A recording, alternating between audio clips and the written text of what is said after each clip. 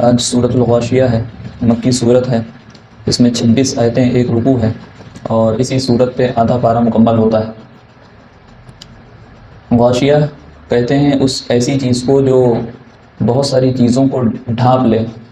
کور کر لے، حاوی ہو جائے، احاطے میں لے لے، یہ غاشیہ کے معنی ہے۔ سورت کی ابتدا ہی اللہ تعالیٰ سوال سے کر رہے ہیں۔ سوال ایک اللہ کے رسول صلی اللہ علیہ وسلم سے پوچھا جا رہا ہے، اور اس کا مقصد یہ ہے کہ جب بات سوال سے شروع کی جاتی ہے، خاص طور سے عرب میں یہ دور تھا، یہ بول چال میں اور عربی زبان میں اس چیز کو اختیار کیا جاتا ہے کہ جب کوئی بات سوال سے شروع کی جاتی ہے تو سامنے والے کے اندر شوق اور جذبہ پیدا ہوتا ہے کہ یہ کیا بات ہے، اس کا جواب کیا ہے۔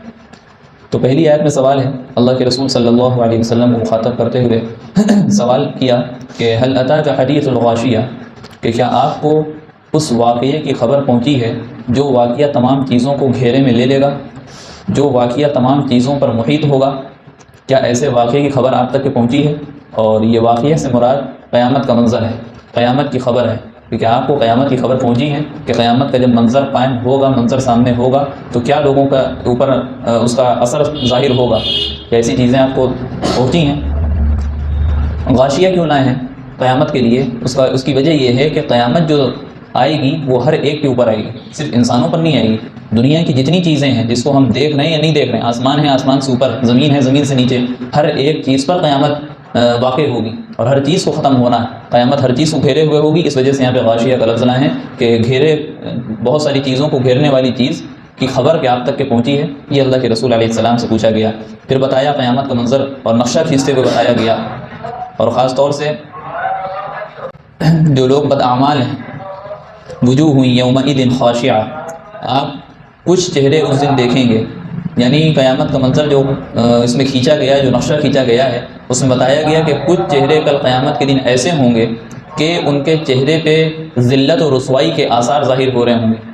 وہ ذلیل بنے ہوئے کل قیامت کے دن اٹھائے جائیں گے۔ عاملۃ ناصبہ، تھکے ہوئے ہوں گے اور پریشان ہوں گے، ان کے چہرے پر تھکان اور مشقت کے آثار ظاہر ہو رہے ہوں گے۔ کیا وجہ ہے، کیوں تھکے ہوئے ہوں گے؟ تو ظاہر ہے کہ یہ جہنمیوں کا ذکر ہے۔ جو جہنمی جو لوگ ہوں گے، جن کا فیصلہ کر دیا جائے گا کہ جہنم میں جائیں گے، ان کے چہرے ایسے ہوں گے کہ تھکے ہوئے ہوں گے،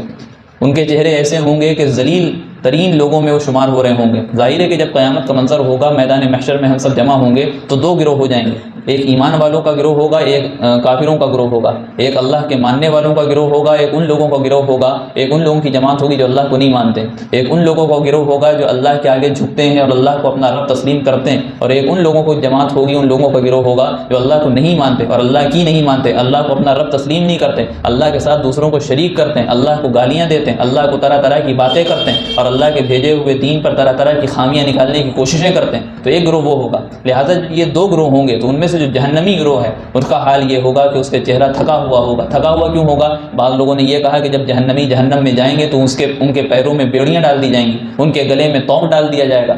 تو حال یہ ہوگا کہ جب وہ زمین پر چل رہے ہوں گے تو گھسٹ گھسٹ کر کے چل رہے ہوں گے، جس کی وجہ سے ان کے چہرے پر تھکان ظاہر ہو رہی ہوگی، جس کی وجہ سے تھکان ظاہر ہو رہی ہوگی، ان کو محنت کرنی پڑ رہی ہوگی، جہنم کے جو پہاڑ اس پہ چڑھنا پڑ رہا ہوگا، جہنم کی آگ انہیں جھلسا رہی ہوگی، وہاں موت ختم ہو جائے گی، موت بھی نہیں آئے گی، ایسے جلایا جائے گا جہنمیوں کو کہ وہاں موت بھی نہیں آئے گی، لہٰذا ان کے اندر تھکان ہوگی، ان کے چہرے پہ خستگی کی حالت ہم کو نظر آ رہی ہوگی۔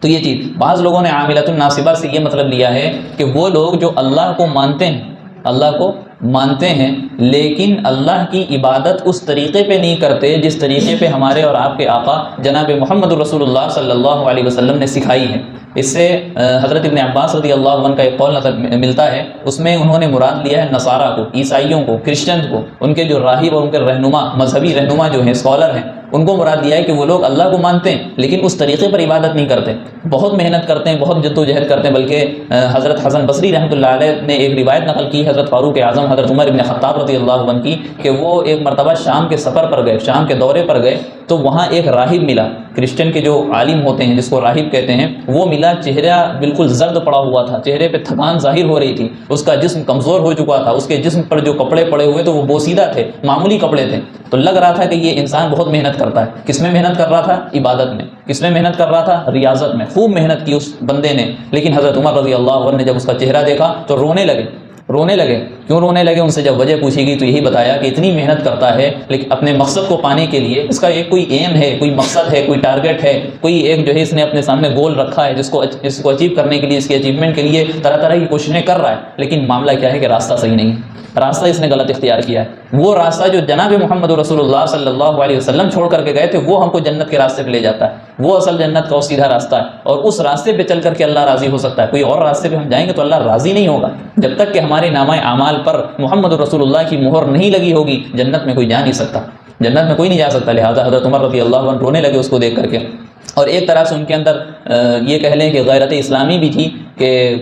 ایک مسلمان جب کسی غیر کو دیکھے تو اس کے اندر یہ جذبہ ہونا چاہیے کہ کتنا اچھا نوجوان ہے، کتنا اچھا شخص ہے، یہ برے کاموں میں لگا ہوا ہے، غلط کاموں میں لگا ہوا ہے، راہ سے ہٹ چکا ہے، لہٰذا کاش کہ یہ سیدھے راستے پہ چل رہا ہوتا، کاش کہ اسلام کی تعلیمات پر عمل کر رہا ہوتا اور اسلام کا داعی ہوتا، اسلام کا پیغام لوگوں تک پہنچا رہا ہوتا۔ اسی طریقے سے آج اگر ہم اپنے معاشرے میں دیکھیں تو ہم سب موبائل کا استعمال کر رہے ہیں، اور موبائل کا استعمال کر کے نہ جانے اس میں کتنے اپنے گناہوں کو لاد رہے ہیں، اپنے گناہوں میں اضافہ کر رہے ہیں۔ کاش کہ ہم جو ہے اپنے موبائل کا صحیح استعمال کر کے، اور اسی طریقے سے جو اللہ کی طرف سے وسائل ہم کو مہیا دیے گئے ان کا صحیح استعمال کر کے ہم ایسا کام کریں کہ جو ہم کو سیدھے راستے پر لوگوں کو لے جانے والے ہوں، ہم قرآن کی آیت کا پیغام لوگوں تک کے پہنچائیں۔ ہم آج گانے شیئر کرتے ہیں، آج اسی طریقے سے ہم ان چیزوں کو شیئر کرتے ہیں جس کا کوئی مقصد نہیں ہے، جس کا کوئی مقصد نہیں سوائے انٹرٹینمنٹ کے، سوائے تھوڑی دیر کے مزے کے، اور اس کا کوئی مقصد نہیں ہے۔ لیکن اگر ہم اسی جوانی کو یا اسی اللہ کے دیے ہوئے موبائل کا استعمال صحیح طور پر کریں اور قرآن کی آیت کو ہندی میں ترجمہ کر کے، اردو میں ترجمہ کر کے، انگلش جاننے والے ہم ہیں انگلش میں ترجمہ کر کے لوگوں کے سامنے پیش کریں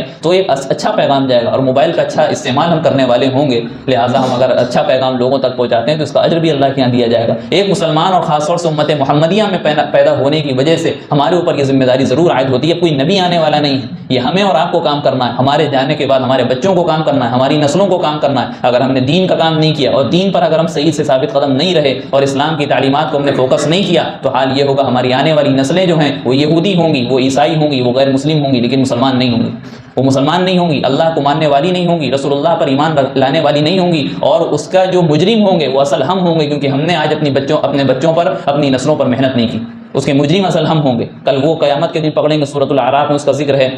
کل قیامت کے دن اللہ سے شکایت کریں گے ایسے بچے، ایسے لوگ کہ اللہ تعالیٰ یہ تو ہمارے بڑے تھے، انہوں نے ہم کو سکھایا نہیں، انہوں نے ہم کو صحیح بتایا نہیں، ان کو آپ دوہرا عذاب دیجیے۔ اللہ تعالیٰ کہیں گے دونوں کو دوہرا عذاب دیا جائے گا، لِكُلٍّ ضِعْفٌ کے الفاظ موجود ہیں سورۃ الاعراف میں، لِكُلٍّ ضِعْفٌ، کہ دونوں کو دوہرا عذاب دیا جائے گا کہ تم غلط راستے پہ چلے کیوں اور تم نے ان کو روکا کیوں نہیں، لہٰذا ہم کو اپنی ذمہ داریوں کو سمجھنا ہے۔ تو اسی چیز کا یہاں پہ ذکر ہے کہ جہنمیوں کا کیا ہوگا کہ وہ تھکے ہارے ہوں گے، اور اس میں اگر مزید وسعت پیدا کی جائے عاملۃ ناصبہ کے الفاظ میں تو وہ لوگ بھی اس میں داخل ہو جائیں گے۔ اس وعید میں آگے وعید آ رہی ہے تصلیٰ نارا حامیہ، کہ ان کو ایک دہکتی ہوئی اور گرم آگ میں ڈالا جائے گا۔ گرم آگ تو سب ہوتی ہیں، لیکن دنیا کی جو گرم آگ ہوتی ہے ٹھنڈی بھی ہو جاتی ہے، دنیا کی جو آگ ہوتی ہے بجھ بھی جاتی ہے، لیکن جہنم کی آگ بجھنے والی نہیں ہے، جہنم کی آگ ٹھنڈی ہونے والی نہیں ہے۔ دوسری چیز، دنیا کی جو آگ ہے اس سے 70 گنا زیادہ بڑھی ہوئی اور سخت آگ کل قیامت کے دن میدان محشر کے دن جو دوزخ قائم کی گئی ہے اس کی آگ ہوگی، یہاں سے 70 گنا زیادہ۔ ہم کیسے برداشت کریں؟ ہم نہیں برداشت کر سکتے، لہٰذا اس میں وہ لوگ بھی اس وعید میں داخل کیے جا سکتے ہیں جو لوگ قیامت کا انکار کرتے ہیں، آخرت کا انکار کرتے ہیں، نہیں ہم کو جو دنیا ملی ہے اسی دنیا میں رہ کر کے جو کچھ ہم کرتے ہیں وہ کریں گے، ہم کو اس کا بدلہ نہیں دیا جائے گا، میدان محشر قائم نہیں ہوگا، قبر کی دوسری زندگی نہیں۔ اللہ کے رسول نے جو بھی ہمیں بنیادی عقیدے دیے ہیں وہ اس کا انکار کرتے ہیں، وہ سب اس میں شامل ہوں گے، اگرچہ وہ محنت کر رہے ہوں۔ کیسی محنت؟ کوئی جو ہے ہواؤں میں اڑ رہا ہے، کوئی پہاڑوں کی بلندیوں پہ چڑھ کر کے کوئی نئی ایجادات کر رہا ہے، کوئی نئی چیزیں جو ہے ایجاد کر رہا ہے، لانچ کر رہا ہے، اور نئی تحقیق لوگوں کے سامنے، نئی ریسرچ لوگوں کے سامنے رکھ رہا ہے، لیکن اگر آخرت پہ ایمان نہیں ہے تو یہ ساری تکلیفیں اور ساری محنتیں اور اپنی جانوں کو قربان کر دینا اور جانوں کو داؤں پہ لگا دینا تو یہ معاملہ سب خراب ہوگا۔ کل قیامت کے دن معاملہ یہ ہوگا، یہ تصلیٰ نارا حامیہ، ان کو جہنم میں ڈال دیا جائے گا، دہتی ہوئی آگ میں ڈال دیا جائے گا۔ پانی پینے کے لیے کیا ہوگا؟ تسقیٰ من عین آنیہ، تسقیٰ من عین آنیہ، ان کو دہکتے ہوئے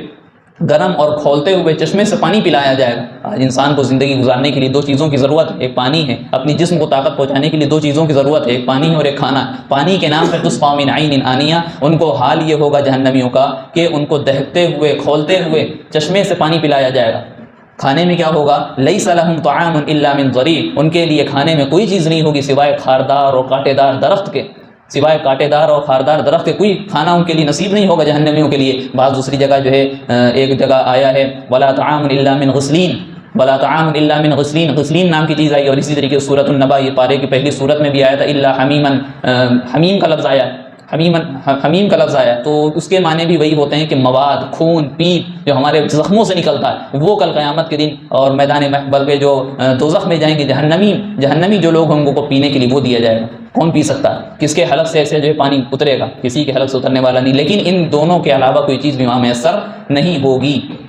یہاں پہ دوسری چیز یہ بھی سمجھ لینی چاہیے کہ ذریع میں صرف خاردار جھاڑیاں نہیں، بعض لوگوں نے یہ کہا ہے کہ جہنم کے بھی الگ الگ درجے ہیں۔ بعض درجے ایسے ہیں جہاں پر ذریع دی جائے گی، یعنی کہ خاردار جھاڑیاں کو کھانے میں دی جائیں گی، بعض جگہ ایسی ہیں جہاں پہ غسلین، ایسا پانی، ایسا گندی چیزیں ان کو دی جائیں گی، اور بعض درجے ایسے ہیں جہاں پہ جو ہے حمیم ان کو پلایا جائے گا، کھلایا جائے گا۔ تو یہ ہم کو سمجھنا چاہیے۔ اچھا، جب یہ آیت نازل ہوئی تو کفار مکہ نے سنا کہ وہاں کانٹے دار درخت کے سوا کچھ نہیں ہوگا۔ اسی طریقے سے کھانے کے تعلق سے زقوم کا ایک لفظ آیا ہے قرآن میں، زقوم کا ایک لفظ آیا ہے، ایک پیڑ ہوتا ہے کہ جس میں بدبو بہت تیز ہوتی، دنیا میں تو شاید وہ نہیں دیکھنے کو ملتا، لیکن اس کی مثال سمجھنے کے لیے کوئی درخت ہے میرے ذہن میں نہیں ہے، تو اس کو مثال دینے کے لیے کہا گیا لا یسمن ولا یغنی من جوع۔ تو بعض جب کفار نے سنا کہ خاردار جھاڑیاں کل کھانے کو ملیں گی جہنمیوں کو، تو وہ ہنسی اڑانے کے چکر میں، مذاق اڑانے کے چکر میں کہنے لگے کہ ہمارے جو اونٹ ہیں جب خاردار جھاڑیاں کھاتے ہیں وہ تو موٹے ہو جاتے ہیں، لہٰذا ان کا کہنے کا مقصد یہ تھا کہ کل ہم کو بھی اگر ملے گا تو ہم بھی وہاں موٹے ہو جائیں گے جہنم میں۔ تو اللہ تعالیٰ نے فوراً اس کی وضاحت فرمائی لا یسمن ولا یغنی من جوع، یہ جو دنیا کی خاردار جھاڑیاں ہیں ان کا مقابلہ تم وہاں سے نہ کرو،